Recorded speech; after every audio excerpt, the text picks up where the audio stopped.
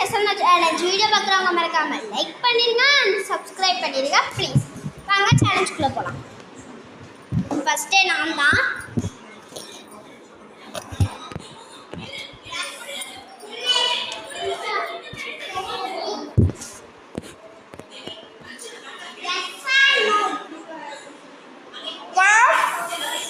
நம்ம எஸ் சொல்லியிருக்கோம். என்ன வருதுன்னு பார்க்கலாம் வாங்க. ஏ நம்மளுக்கு சாக்லேட் கிடைச்சிருக்கு. ஓகே வாங்க அடுத்து பார்க்கலாம். நீ தான் வா வா வா.